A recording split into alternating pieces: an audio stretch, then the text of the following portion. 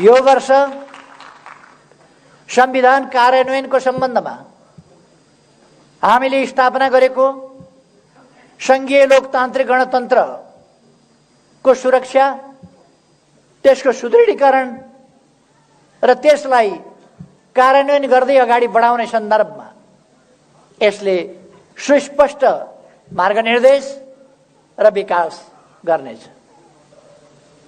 यो वर्ष नेपालको कम्युनिस्ट आन्दोलनको 72 वर्षमा चलिरहेको इतिहासमा एउटा नयाँ महान शुद्धिकरण अभियान, महान शुद्धिकरण आन्दोलन सफलताका साथ चलाइनेछ। त्रिशुली नदीमा तपाईले कुनै फोहोरहरू परेको देख्नुभयो भने त्यसका छालहरूले बिस्तारै बिस्तारै बिस्तारै बिस्तारै किनारतिर फ्याँक्छन्। किनारमा गएपछि पनि त्यस छालले त्यो फोहोर मैलालाई फेरि अर्को छाल आएर अलिक परतिर पानीभन्दा अलिक बाहिर फ्याँक्छ। नेपालको कम्युनिस्ट आन्दोलनले त्यसै गरी फोहोर तत्त्वहरूलाई किनारामा गरेर पनि अलिक बाहिरपट्टि फ्याँक्छ। नेपालको कम्युनिस्ट आन्दोलनको एउटा महान शुद्धिकरण अभियान र शुद्धिकरणको कार्य सफलतापूर्वक अगाडि बढाउनेछ, एउटा माइलस्टोन हुनेछ। नेपालको लोकतान्त्रिक आन्दोलनलाई हाँक्नका लागि स्पष्ट गन्तव्य भएको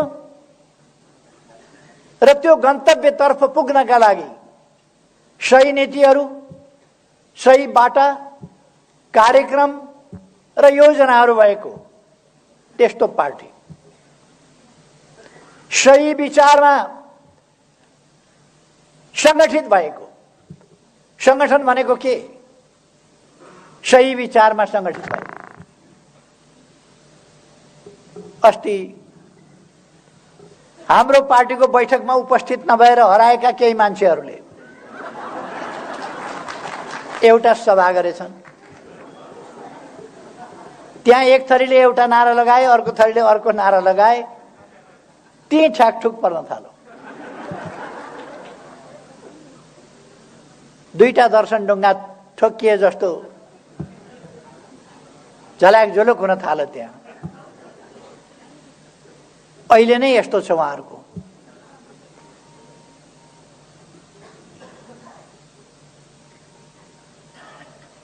एउटा भनाइ छ, अहिले भर्खर सुरु हुँदैछ उहाँहरूको हालत, झुलो चकमक ठोकिए जस्तो छ।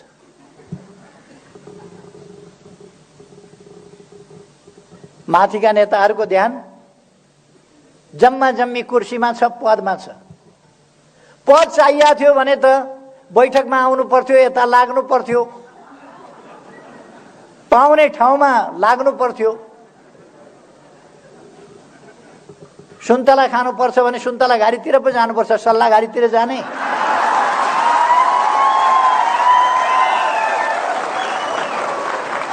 अनि उहाँहरू पद चाहिएको छ, उहाँहरूलाई ठुलो ठुलो लाग्नु भएको छ खडेरी परेका ठाउँतिर। खैर, यो वर्ष सन् 2021 कोभिडमाथि हामीले नियन्त्रण पाउनेछौँ, कोभिडलाई पराजित गर्नेछौँ, पार्टीलाई सुदृढ बनाउनेछौँ, पार्टीलाई व्यापक बनाउनेछौँ र एउटा आँधी तुफानको रूपमा हाम्रो पार्टी अगाडि आउनेछ। यस वर्षले हाम्रो राष्ट्रियतालाई अझ मजबुत बनाउनेछ। यस वर्षले हाम्रो स्वाधीनता स्वतन्त्रतालाई अझ मजबुत बनाउनेछ र त्यसको वास्तविक अर्थमा हामीले प्रयोग गर्नेछौँ। यस वर्षले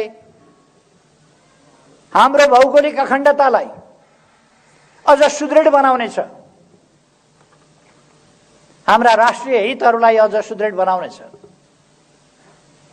हाम्रो समृद्ध नेपाल, सुखी नेपालीको राष्ट्रिय आकांक्षा, त्यसलाई प्राप्त गर्ने सन्दर्भमा हामी निकै अगाडि बढिसकेका हुनेछौँ। यो वर्ष नेपालको इतिहासमा एउटा उल्लेख्य टर्निङ पोइन्टको रूपमा, एउटा बहुतै महत्त्वपूर्ण मोडको रूपमा, एउटा ज्यादै महत्त्वको घुम्तीको रूपमा, त्यस रूपमा यो वर्ष अंकित हुनेछ। हाम्रा उद्देश्यहरू संकीर्ण उद्देश्यहरू, व्यक्तिगत उद्देश्यहरू, पारिवारिक उद्देश्यहरू होइनन्। हामी छोरा बुहारी, भाइ भतिजा, छोरीका लागि लडिरहेका छैनौँ। यो देशका जनताका लागि लडिरहेका छौँ। देशका जनताका बाबु आमाका लागि, भाइ बहिनीका लागि, दिदी भाइका लागि, दिदी बहिनीका लागि, छोरा छोरीका लागि, देशका सन्तानका लागि, देशको भविष्यका लागि हामी लडिरहेका छौँ। एउटा भन्छ कसको धन्दा कतातिर, कसको धन्दा कतातिर। कसैको धन्दा खानातिर। अचम्म लाग्छ। तर साथीहरूलाई म भन्न चाहन्छु, तपाईहरुले, हामीले पार्टी एकता त गर्यौं, एकीकरण गर्यौं। 3 महिनामा पूरा गर्ने एकीकरणको काम 3 वर्षमा पूरा गर्न दिएनन्, पूरा हुन सकेन। एकता एकीकरण गर्यौं। पार्टी, तपाईहरुलाई थाहा छ, पार्टीले यस्तो सभा गर्न पाएको थियो। पार्टीका कमिटी चाहिँ थिए, कमिटीका बैठक जस्ता थिए। एउटा कमिटी 3टा गुट, 2टा गुटको एउटा समीकरण, सधैँको झमेला। पार्टी रहेन। त्यो स्थितिमा उहाँहरूले पुर्याउनु भयो। गएका 3 वर्ष पार्टीले देशलाई अगाडि बढाउनका लागि महत्त्वपूर्ण काम गर्नु पर्थ्यो। महत्त्वपूर्ण कामका लागि, देश बनाउनका लागि, जनता सचेत बनाउनका लागि, जनतालाई संगठित गर्नका लागि पार्टीले कार्यकर्ता परिचालन गर्नु पर्थ्यो। तर कार्यकर्तालाई अलमलमा राखियो, असंगठित राखियो, कार्यकर्तालाई काम गर्न दिइएन। हाम्रो पार्टीका जस्ता तेज तर्रार कार्यकर्ताहरू, बलिदानको पृष्ठभूमिबाट आएका कार्यकर्ताहरू, संघर्षको पृष्ठभूमिबाट आएका कार्यकर्ताहरू आज समाजका पछौटेपनहरूलाई हटाएर, अशिक्षालाई हटाएर, समाजलाई सचेत बनाउँदै, संगठित गर्दै विकास निर्माणको काममा अगाडि बढाउन नेतृत्व गर्नुपर्ने कार्यकर्ताहरू हलनचल भएर, काम गर्न नपाएर शिथिलतामा 3 वर्ष खेर फाल्नु पर्यो। त्यो तपाईहरुलाई थाहा छ। अहिले समस्या कहाँनेर रहेछ, जाम कहाँ भएको रहेछ, खिया कहाँ लागेको रहेछ। 2टा नट बल्टु फेर्दाखेरि गाडी आउँछ। हामीले फेरेको पनि होइन, आफै फुक्ले नट बल्टु। खिया लागेका 2टा नट बल्टु फुक्लिया थियो। पार्टी गति साथ अगाडि गयो।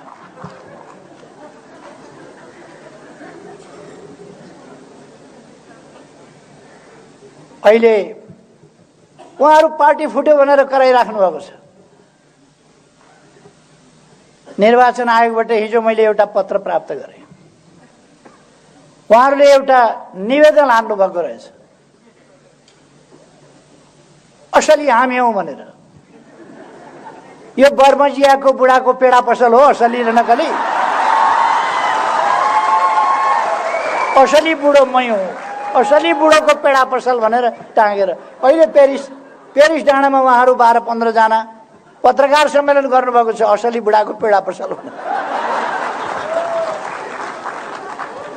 पेडा पसल हो यो असली, हामी असली हौं, पार्टी हाम्रो हो, हामी नै असली हौं, सूर्य चिन्ह हामीलाई दिनु होला, निवेदन हाल्नु भएको छ। निर्वाचन आयोगले मलाई जानकारी हिजो दियो, यस्तो यस्तो निवेदन हालेका छन् भनेर।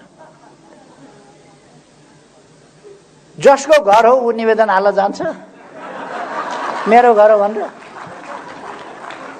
जसको जमिन हो ऊ मेरो जमिन हो भनेर जान्छ? जसको गाडी हो उसले यो मेरो गाडी हो भनेर निवेदन हाल्न जानुपर्छ? हामीले बनाएको पार्टी, त्यसकारण हामी निवेदन हाल्न गइरहनु पर्ने आवश्यकता छैन। हामी विधिसम्मत ढङ्गले, लोकतान्त्रिक ढङ्गले, संविधान सम्मत ढङ्गले, पार्टीको विधान अनुसार, पार्टीको नियमावली अनुसार, देशको कानुन अनुसार पार्टी सञ्चालन गरिरहेका छौं। अब भेट्नु कुहेर झरेका दुईटा फलहरूले रुखै मै हुँ भनेर दाबी गर्ने,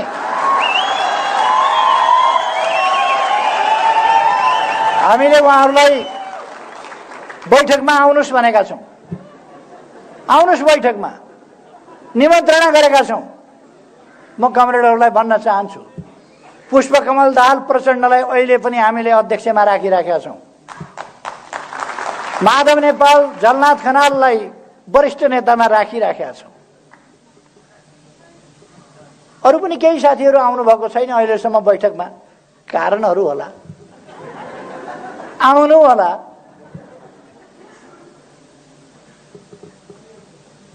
हामी कुनै हतारो गरिरहेका छैनौं। हामी अहिले पनि सम्झाउन खोजिरहेका छौं। पेरिस डाँडामा पत्रकार सम्मेलन चल्दैछ अहिले। यति गते यहाँ जाने, यति गते यो भेला गर्ने, सर्वदलीय भेला, सर्वदलीय भेटघाट, सर्वदलीय बैठक, प्रदेश स्तरीय भेला। अलिअलि यति मान्छे त, यति मान्छे त शिशिमा औषधि बेच्ने, त्यसले पनि रत्न पार्कमा जम्मा गर्छ।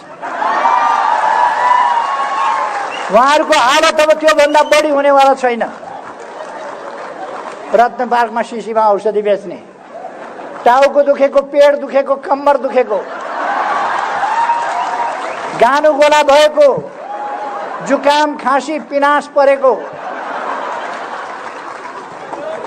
गलेका खसखस, सबैको औषधि उहाँहरू अब रत्न पार्कमा मान्छे जम्मा। उहाँहरूको हालत त्यही हो, किन उहाँहरूसँग राजनीति छैन। उहाँहरूको एजेन्डा देश होइन, उहाँहरूको एजेन्डा जनता होइन, उहाँहरूको एजेन्डा लोकतन्त्र होइन, उहाँहरूको एजेन्डा संविधान संशोधन होइन, उहाँहरूको एजेन्डा संविधानको रक्षा पनि होइन। यी सबै भन्ने कुरा हो। संविधान संशोधन गरे बापत उहाँहरूलाई कत्रो पीडा छ, नक्सा देशको छापे बापत कत्रो पीडा छ, देशमा विकास हुँदा उहाँहरूलाई कत्रो छटपटी छ। उहाँहरूको एजेन्डा यो होइन। उहाँहरूको एजेन्डा सपना फेरि कत्रो देखेको, अचम्म लाग्छ। कार्की बैंकेटमा जानुभएछ, खानपिन यसो गर्नुभयो होला, केपी ओलीलाई निकालिदिउँ भनेर घोषणा गर्नु। केपी ओलीलाई निकालिदिए अरे पार्टीबाट, निकालिदिउँ भनेर घोषणा गरेछ। निर्वाचन आयोगमा पनि पत्र पठाएछन्, केपी ओलीलाई निकालिदिउँ। निर्वाचन आयोगका आयुक्तज्यूहरू कति दिन हाँस्नुभयो मलाई थाहा छैन। केपी ओलीलाई निकालिदिए अरे पार्टीबाट। जसको कटेर उसको पुच्छर बाहिर हुने।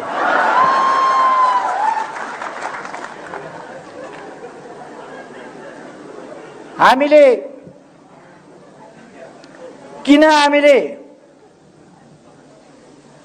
संसद विघटन गर्नु पर्यो, प्रतिनिधि सभा किन विघटन गर्नु पर्यो? प्रतिनिधि सभामा जति काम गर्न सकिन्थ्यो प्रतिनिधि सभाबाट गर्न दिइएन, सबैलाई थाहा छ। सरकारले जति काम गर्न सक्थ्यो गर्न दिइएन।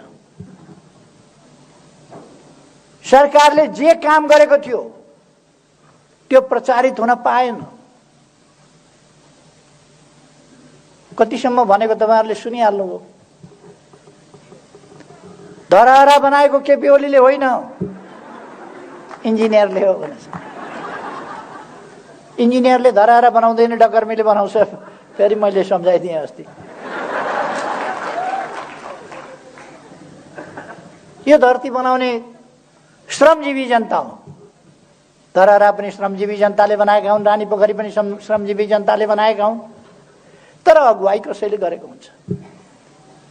होइन भने शिलान्यास गरेर इँटा राखेर ढुङ्गा राखेर छोडेको रानी पोखरी इँटामा लेउ लागिराखेको थियो। फेरि म फर्केर आउँदा लिडरसिप नभए डकर्मीले मात्रै बनाउन पाउने भएदेखि त बनाउँथे होला नि। तर बनाउन लिड त गर्नु पर्यो कसैले। म आएपछि त रानी पोखरी बन्यो। यहाँहरूले देख्नुभयो।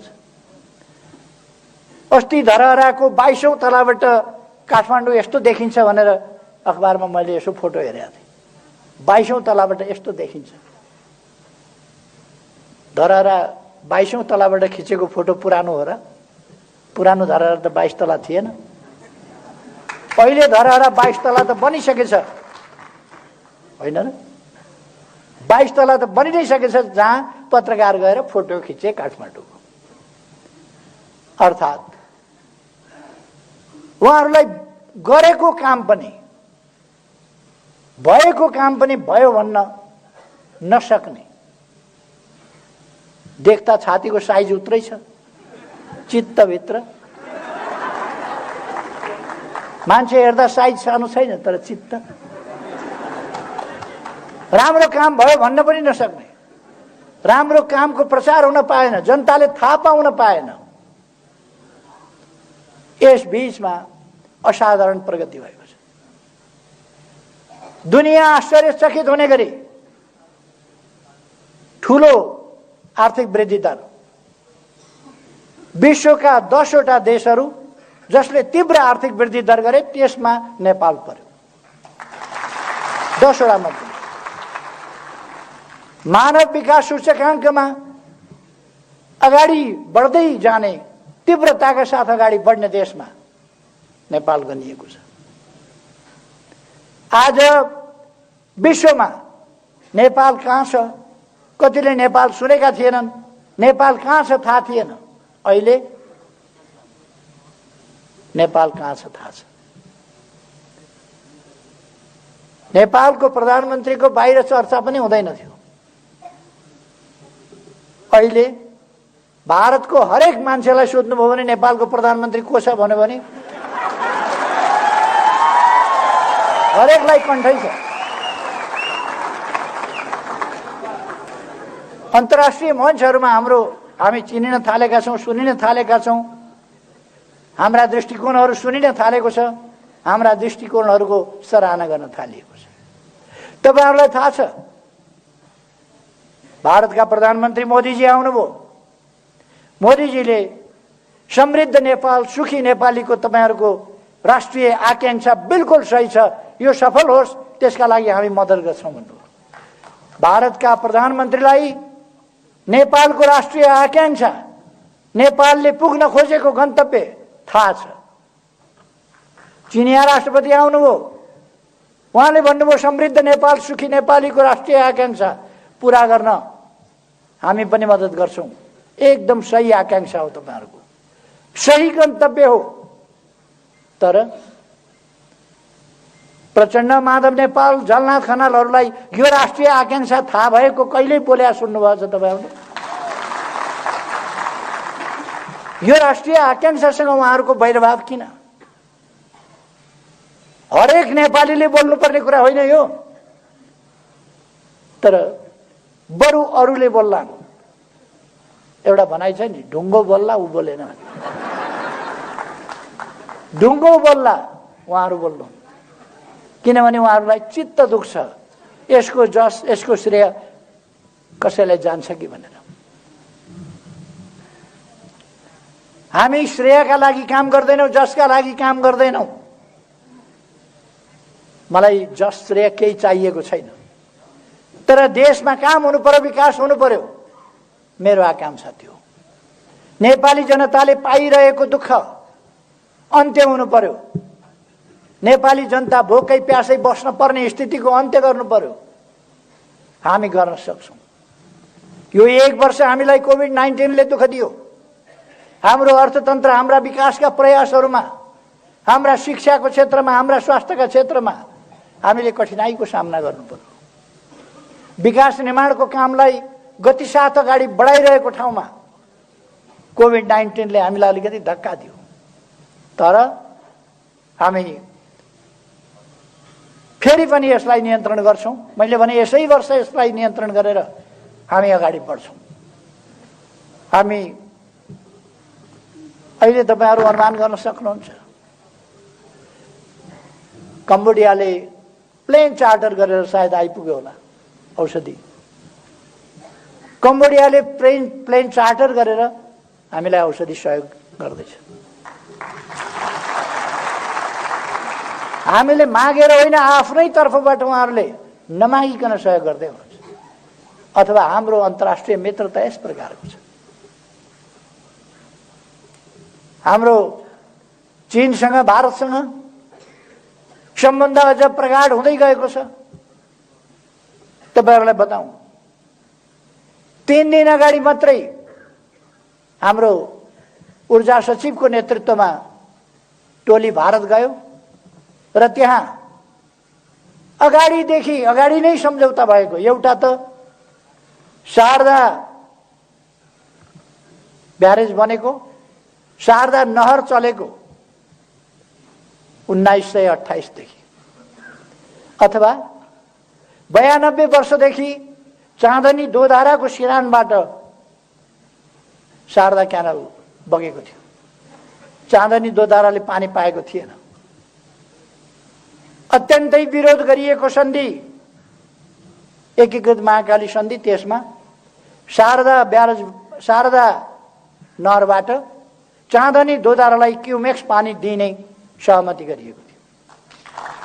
तर अहिलेसम्म सरकारहरू 25 वर्षै सरकारहरू चल्दा कुनै सरकारले त्यो सम्झौता पल्टाएर यो पानी चाहियो भनेर भन्न हिम्मत गरेका थिए। अस्तिका दिन 6 महिनाभित्र अब शारदा ब्यारेजमा, शारदा क्यानलबाट हेडवर्क बनाउन थालिने र काम अगाडि बढाइने, अब चाँदनी दोधाराले सिँचाइ पाउने सहमति भएको छ। अब हामी नहर बनाउँछौं, चलाउँछौं। विकास निर्माणका लागि हामीले विभिन्न आईसीपी, तपाईहरुले सुन्नुभएको छ, इन्टिग्रेटेड चेकपोस्टहरू हामीले वीरगञ्ज, विराटनगर, भैरवा विभिन्न ठाउँमा चलाएका छौं, नेपालगञ्जमा चलाइरहेका छौं र त्यही कुरा हामी चाँदनी दोधारामा पनि चलाउँदैछौं। रक्सोलबाट काठमाडौँ रेल आउने कुरा तपाईहरुले सुन्नुभएको छ, सर्वे भइसकेको छ। केरङबाट काठमाडौँ रेल आउने, त्यो पनि तपाईहरुले सुन्नुभएको छ। देश सुरुङ मार्गमा प्रवेश गरेको छ, सुरुङ खनिन थालेको छ। अब सुरुङ कस्तो हुन्छ भनेर यसो हेर्न मन लाग्यो भने, पिकनिक जान मन लाग्यो भने यसो घुम्दै जाउँ न मोटरबाइकमा, सुरुङ कस्तो हुँदो रहेछ भन्यो भने थानकोट जानुभए हुन्छ।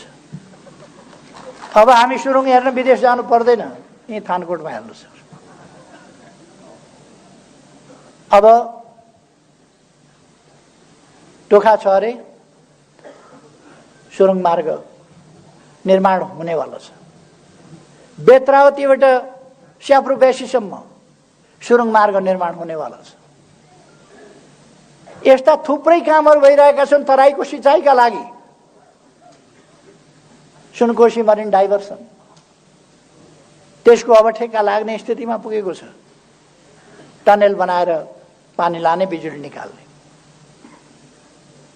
हुलाकी राजमार्गको चर्चा धेरैले गरे, बनाउन हामी नै चाहियो। हामीले हुलाकी राजमार्ग बनायौं। अरूका समयमा तराई डुबानमा पर्यो, हामीले वार्ता गरेर डुबान खोल्यौं। हाइवेबाट तराईका सदरमुकाम जान पर्यो भने 20 किलोमिटर 25 किलोमिटरको बाटो 2 घण्टा 2.5 घण्टा लाग्थ्यो, बाटो बिग्रिएर। अहिले ढल्केबरबाट जनकपुर जाने साथीहरू बाटो त सम्झना होला।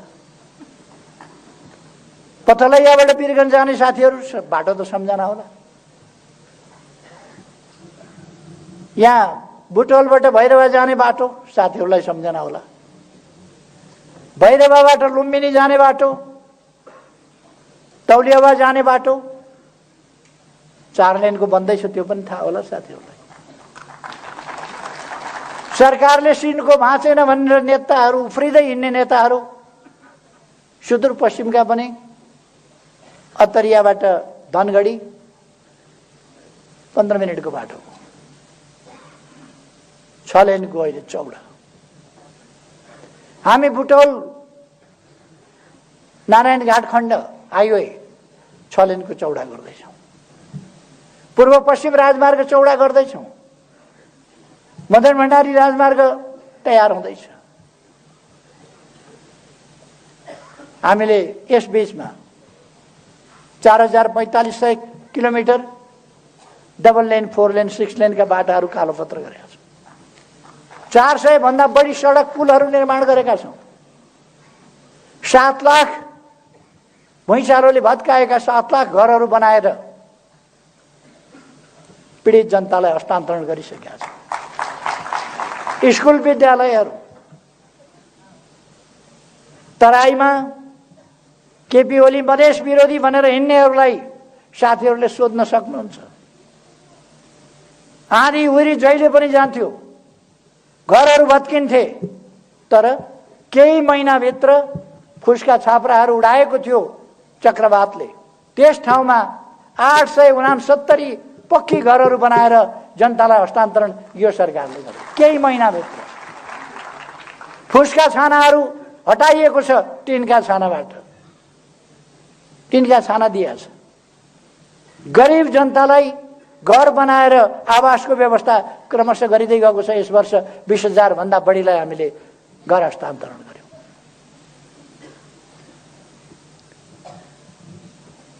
यो मान्छेले नेतृत्व गरिरहन पायो भने त देश त सर्लक्कै परिवर्तन भएर अरूले त फेरि कुरै गर्न नपाउने खालको स्थिति बन्छ कि क्या हो भनेर केही मान्छेको मन बद पोल्यो।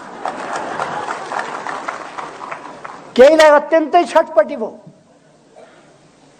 छिर्के लाउन खोजे, लड्दैन।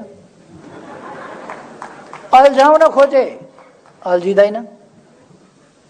रोक्न खोजे, रोकिँदैन। अनि अस्त व्यस्तता सिर्जना गर्ने, गाल मुखाल गरेर हिँड्ने, मुख छोडेर हिँड्ने, तथानाम भनेर हिँड्ने उनीहरूका जुलुसहरूका नारा सुन्नुभयो होला कठै। मैले धेरै वर्ष अगाडि भनेको थिएँ, गोरु नाङ्गो देख्दा मलाई लाज लाग्दैन। उहाँहरूले आफैले सामाजिक मर्यादा, सामाजिक प्राणी हुनुको नाताले मानवीय सभ्यता र मर्यादा त्यसमा ख्याल गरे हुन्थ्यो। देख्नेहरूलाई धेरै लाज भइसक्यो उहाँहरूका कृत्यहरूले। खैर, देश अगाडि बढिरहेको छ, देश अगाडि बढ्छ, देश अगाडि बढाइनेछ। म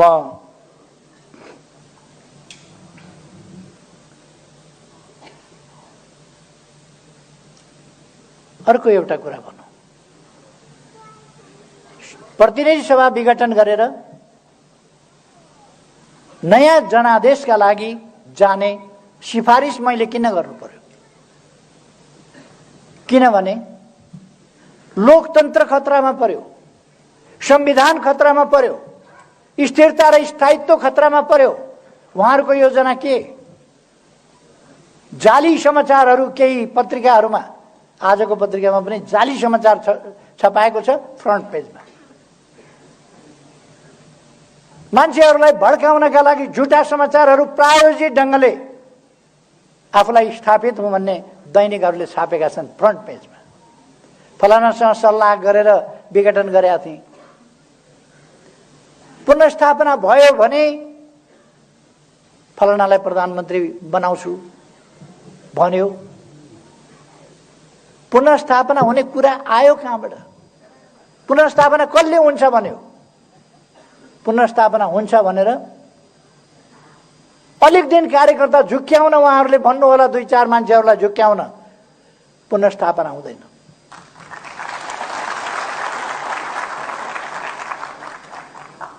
देश चुनावतिर गइसक्यो, निर्वाचन आयोगले चुनावको तयारी गरिरहेको छ, सुरक्षा निकायहरू चुनावको तयारी गरिरहेका छन्, राजनीतिक पार्टीहरू चुनावको तयारी गरिरहेका छन्। जनता ताजा जनादेश दिएर यस्ता तत्त्वहरूलाई होइन, स्वच्छ तत्त्वहरूलाई, स्वच्छ व्यक्तिहरूलाई, देशलाई माया गर्नेहरूलाई, छलकपट नगर्नेहरूलाई ताजा जनादेशका साथ एउटा यस्तो सशक्त प्रभावकारी पार्लियामेन्ट बनाउने गरी मतदान गर्न चाहन्छ।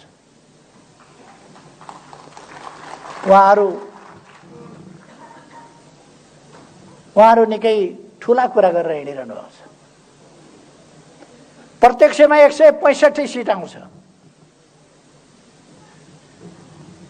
म अहिले धेरै नभनौँ, धेरै भन्दा झन् धेरै हच्किने खतरा हुन्छ, तर्सिने खतरा हुन्छ।